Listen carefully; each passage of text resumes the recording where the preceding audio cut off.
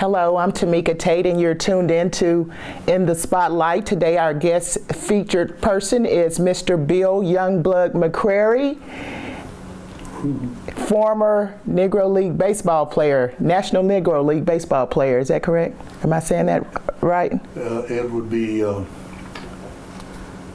Negro Baseball League. Negro Baseball League. Today with us, Mr. Bill McCrary. How are you today, Mr. McCrary? I am fine.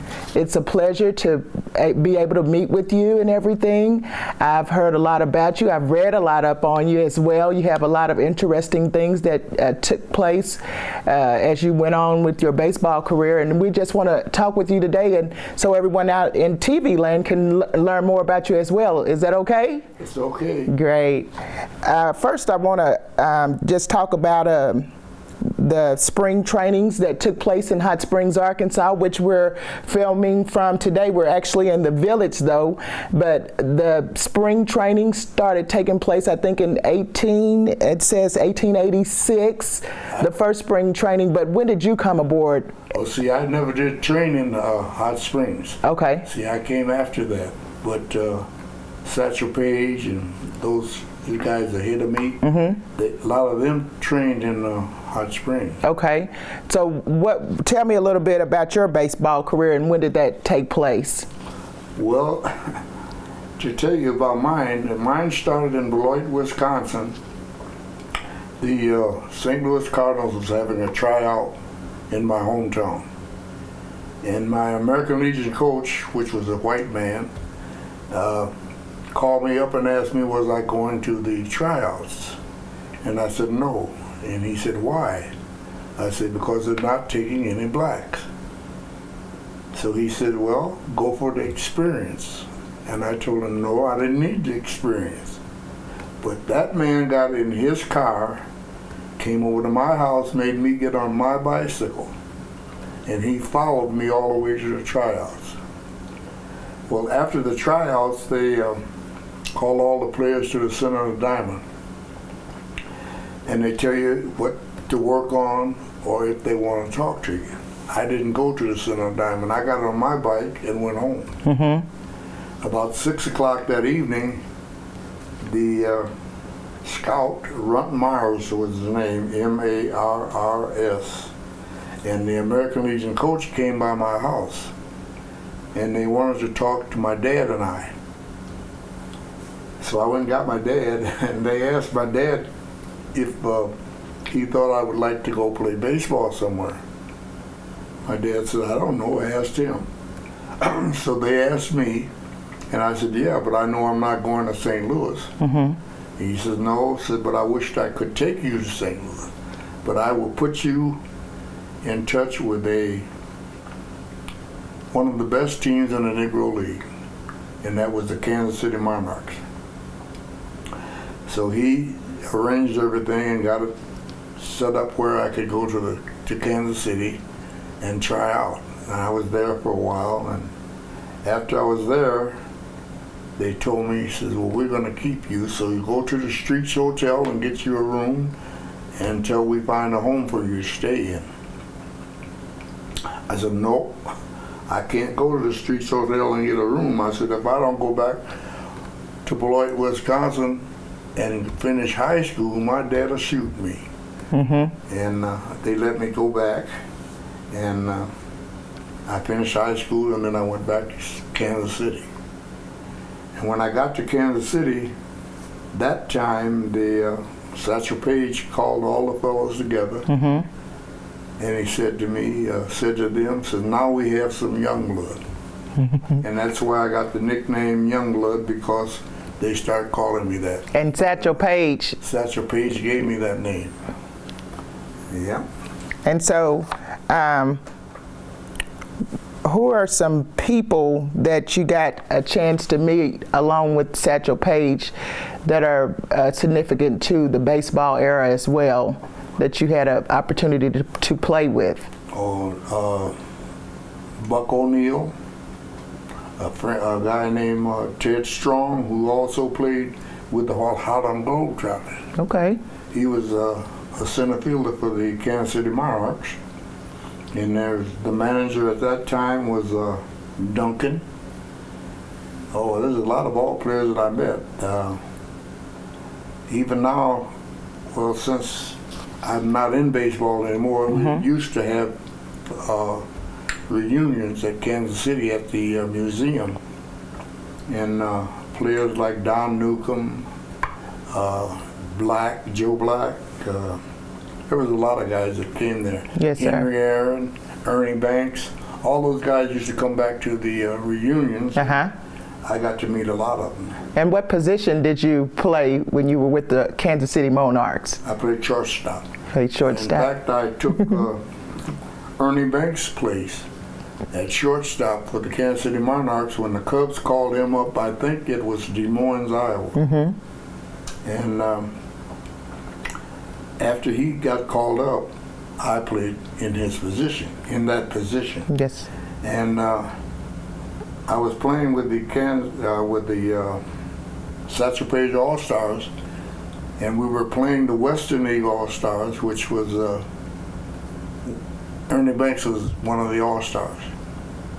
And I remember we were waiting for Satchel Paige to get there because a lot of times they flew Satchel Paige in, and we'd have to ride the bus.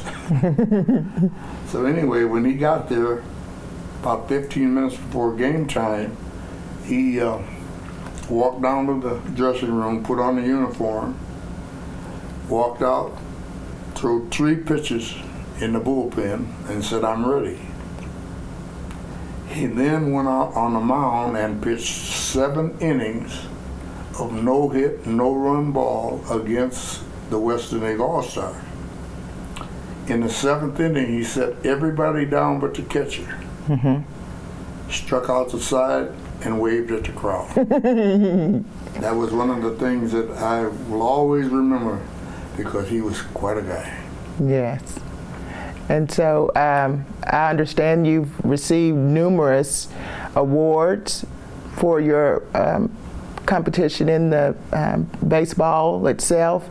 Talk about some of the things and some of the places, because I think you're in some museums and things like that. What are some of the places that you have gotten placed into the Hall of Fames? Well, I just got back about a week ago, 2 weeks ago, I think, from Milwaukee, Wisconsin, in Millis Park.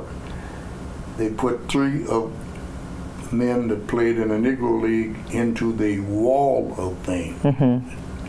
And I was one of them, and one man was there was 96 years old, and at the time he played against a guy named Josh Gibson. Yes.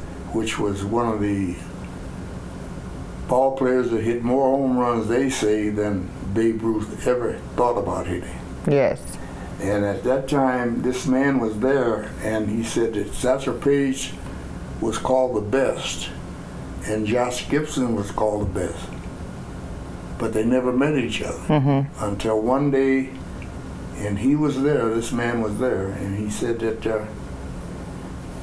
Satchel Paige walked a man, and his manager didn't mind, and he walked another man, and when he walked the second man, deliberately, the manager came out and asked him, "Why are you doing this?" He says, "Josh Gibson is the 4th man. I'm going to pitch to Josh Gibson with the bases loaded to show him that I'm the best ball player." Yes. He did. He struck Josh Gibson out. Yes. With the bases loaded. That's great. What other awards have you gotten besides the one that you just got recently? Oh, I was into New York. Jeff Klein, who was a man that wrote me for an autograph, and he told his daughter, who was about 8 or 9 years old, that he would like to get some of the Negro baseball players together and have them come to New York. And you have letters from people all over the world? Oh yes, I got letters right there. I have a book right there on that table where They're from, I think, from Japan, Yes. Puerto Rico, or all over. All Canada, over. everywhere. Yes, sir. They write for Edgar for autographs, and I send them back. Yes, sir. And You write them all. Yeah. And you also, there's a restaurant here, I think it's called The Home Plate in Hot Springs. Is your picture? It's Hot Springs Village. Uh-huh. They have that same picture right there Uh-huh. in that restaurant in Hot Springs. That's an honor. I also was put into the Sports Hall of Fame in my hometown, Yes, sir. and then she had a show. And that's in, say your town again in Wisconsin. Where's your hometown again? Beloit, Wisconsin. Beloit, Wisconsin. I didn't want to mess that up. Yes, I was put in the Sports Hall of Fame there, Yes, sir. and I went there, and I think at that time they put about 4 of us in, but I was the only black. Yes, sir. And then also you have some people that have written about you and included you in their documentaries. Miss Linda Pennington. Linda Pennington. Yes. Yes. And what's that book what's the name of the book? It's A Hero Among Us. No, it's Legends. A Legend Among Us. Yes. Mr. Bill McCrary. Yeah. Yes, sir. And we're going to talk with her as well. And then also we have Larry Foley.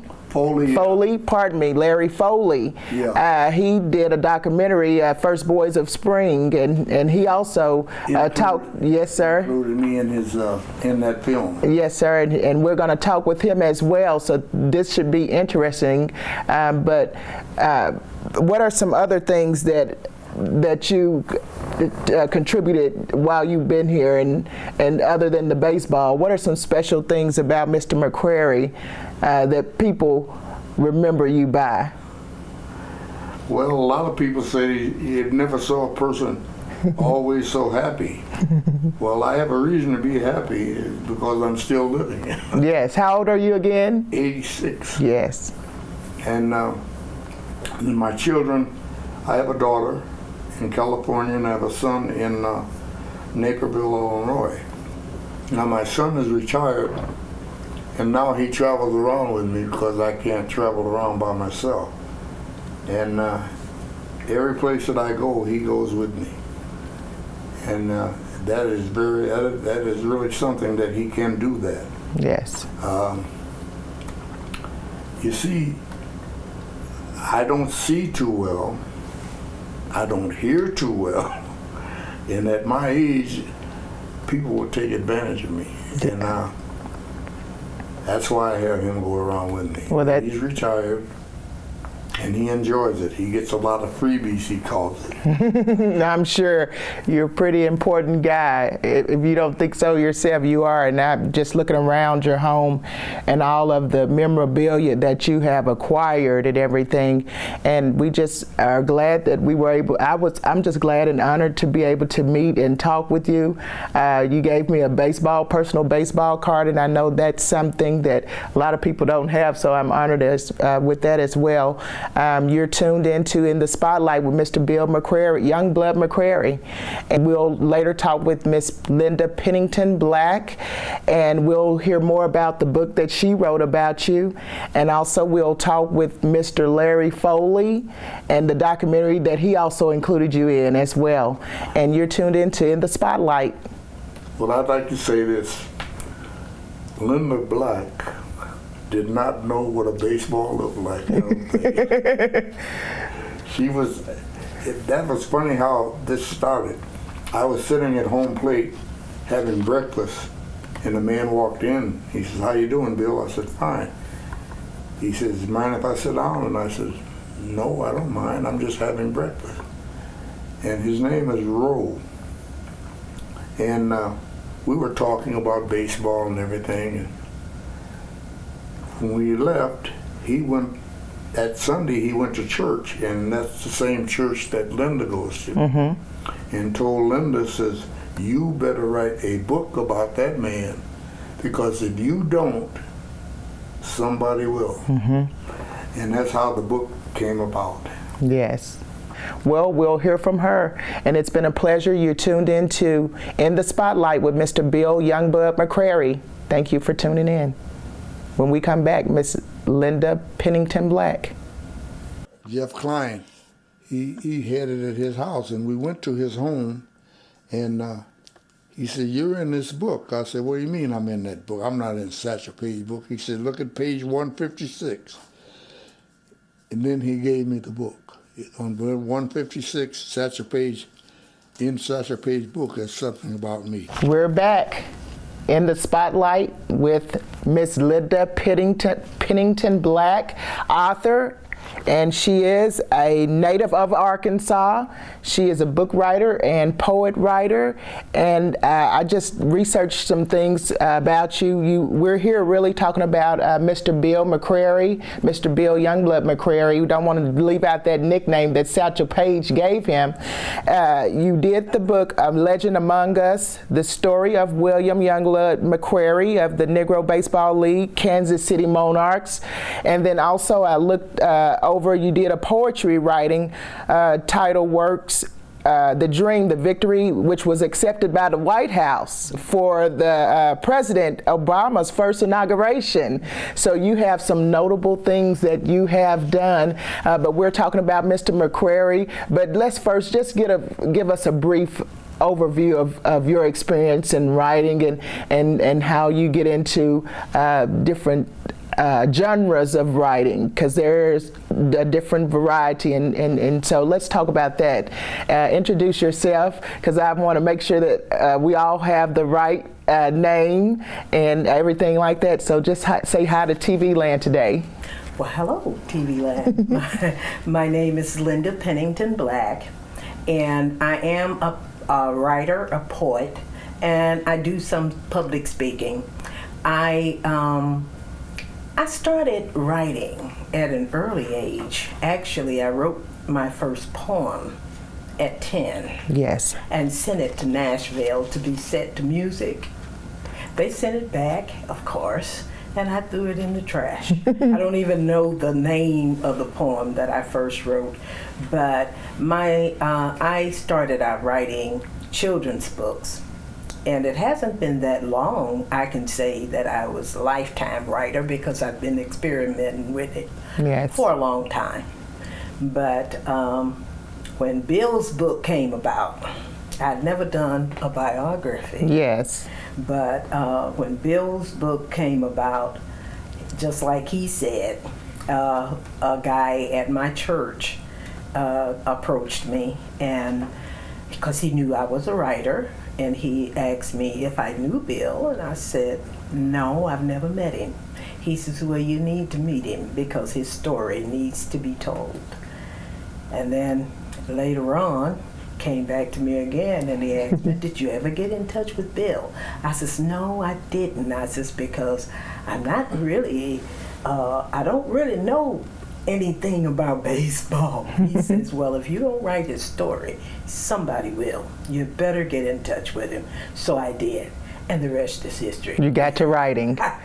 And so talk about some of the places that you visited and things that you learned on your journey to beginning to write about Mr. McCrary, because you didn't know anything about baseball, so you had to kind of self-train yourself, self-taught.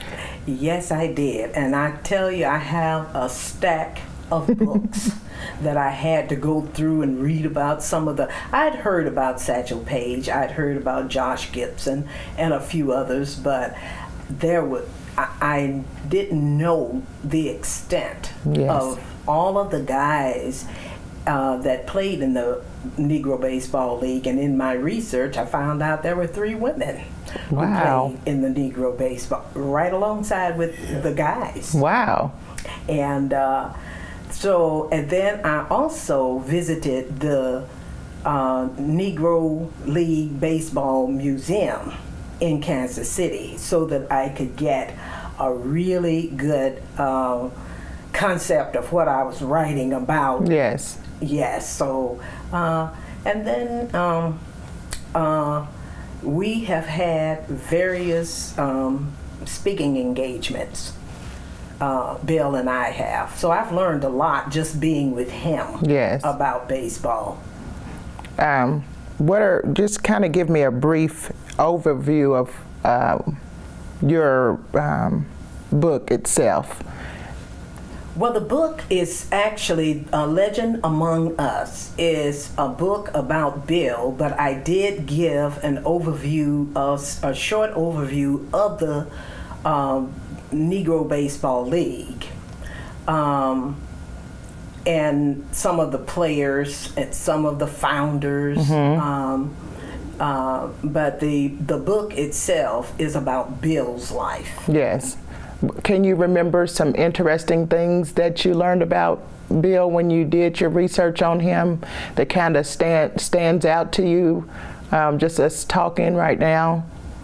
Well, yes, he mentioned the East-West conferences that they had, and they had different teams on the East and different ones on the West, and I had in my research of Bill, I found a cousin of mine who also played in the Negro Baseball League, our Superman Pennington. And I asked Bill, I says, Bill, did you know him? He says, no, I didn't know him. I says, well, y'all probably played against each other. Because I think Bill played in the East League, East or West. Right. The other, yeah, but they are rivalry against each other. Yes, yes. And I came across certain names in my research. Yes. So would you say you know a little bit more about baseball now after writing that book? I know a lot more about baseball now than I did before. I had, my first experience with softball, baseball, I played myself as a young kid because our parents always, living in the country, Yes. They always wanted us to do something concrete. They wanted us to be involved in different activities. And so I played a little bit, but my last day of playing softball, I was playing out in the field, and they hit a ball to me, and they say, it's coming your way. So I'm looking for the ball, but the son and I never got along. Yes. So I was looking for the ball, and I couldn't see it. The ball hit me in the top of my head. I walked off the field and never went back. That was my experience with playing. And so where can your book be purchased, The Legend Among Us? Where can we purchase that novel from, the biography? That book is available at any bookstore, online at Amazon, Barnes & Noble, any of the online venues, and any bookstore can get it for you. They probably won't stock it because it's not a bestseller. The only bestsellers are being stocked. Well, I'm sure that it's a great seller, a great read. So if you hadn't read it, look for it in your bookstores, ask for it. Again, it's A Legend Among Us, the Bill McCrary story, and I don't want to mess it up. And you do have a copy of it. This is a copy of the book. Miss Linda Pennington Black, writer and author, we're so delighted to have you in the spotlight today, and it's just been a pleasure. Thank you so much, and good luck to your endeavors, and continue writing. Thank you for having me. Thank you. You're tuned into In the Spotlight. I'm Tamika Tate, and we've had Mr. Bill Youngblood McCrary talking with us today. We also had author and writer Miss Linda Pennington Black as well, writer of Legend Among Us, the Bill Youngblood McCrary story, Negro League Baseball player of the Kansas City Monarchs, and we can look forward to hearing from Mr. Larry Foley, also documentarian writer. Thank you so much for tuning in.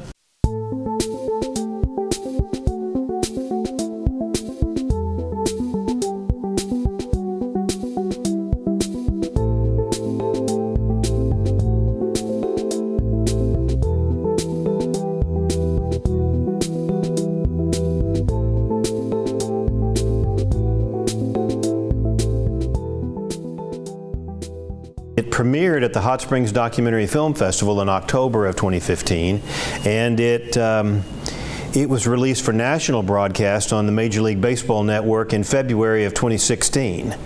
Well, I'm a really big baseball fan, and I'm a fan of baseball history, and I've been reading about it my entire life. I played baseball as long as the little talent that I had carried me, which wasn't that long, through my teenage years. And I've been producing films about Arkansas and films about cultural history for a long, long time. I'd never done a film about baseball. It's my favorite sport. It's one of my passions in life. And when I learned about the historic baseball trail in Hot Springs, and I began to read about it, and I learned that baseball spring training began in Hot Springs, Arkansas, not in Florida, not in Arizona, but in Hot Springs, for both the white players and the black players. I just decided that this is something I really, really want to do. And the more I read about it, the more I researched about it, the more fascinated I became with the story. First Boys of Spring is really the story about the birth of spring training, baseball spring training. It began in 1886 when the Chicago White Stockings took a train and they sent the entire team down with the idea that they were going to boil out the alcoholic microbes in those hot mineral bath tubs. And they had a great team. Now that was a long time ago, 1886. But the team also liked to party, and they liked to drink heavily. So the owner of the team, Albert Spalding of Spalding Sporting Goods fame, decided that, well, let me ship the boys down and we'll boil them out in those mineral tubs. It must have worked, because the team went back north and won the championship of the National League that year, 1886. And they came back and they came back, and other teams decided there's something to this, going someplace in the South where the weather is warmer and spending 3 or 4 weeks getting ready for the season. And that's really the story, except it's also the story of some of the greatest players of all time who trained in Hot Springs. Players like Babe Ruth and Tris Speaker and Cy Young and Negro League players like Josh Gibson and Satchel Paige, the greatest of the great.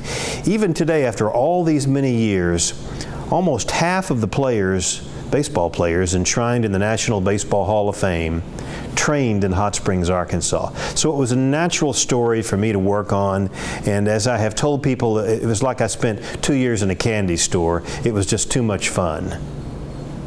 I found out about Bill McCrary fairly late in the film.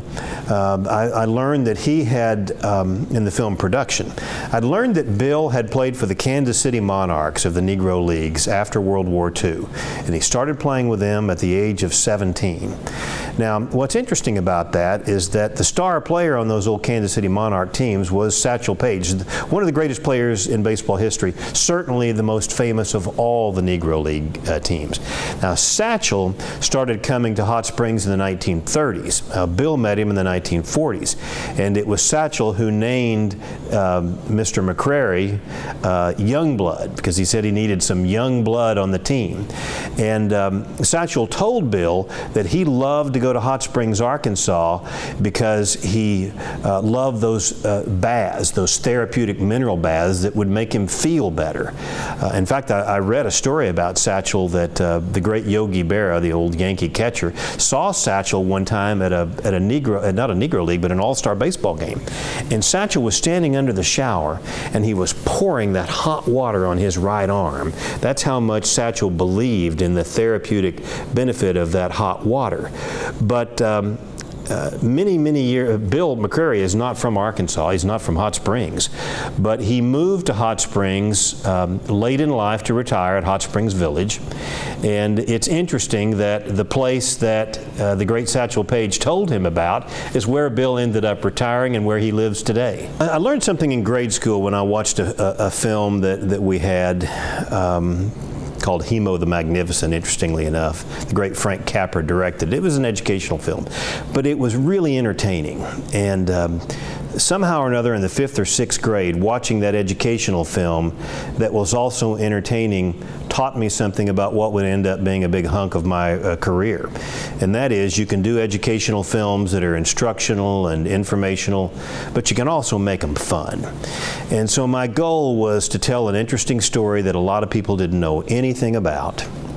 A fun story, to bring a part of our history to life. And that's what I really tried to do with this story, to inform them, to entertain them, but at the same time encourage them to read more about the players who came to Hot Springs, and to go to Hot Springs, and to stay in the Arlington Hotel, and to go over and look at the bathhouses, and go out to the side of Old Whittington Park, where Babe Ruth once hit a 573-foot home run, to go over to J.C. Park, where kids still play baseball, where the Negro League World Series was held in the 1950s, and where Hank Aaron played, and where Jackie Robinson brought an all-star team. Those places are still there. You can go to the Alligator Farm and see where Babe Ruth hit a ball. And that was really part of it. I always feel like that if I have encouraged folks to want to go to a place to learn more about the story that they see in my film, well, then I've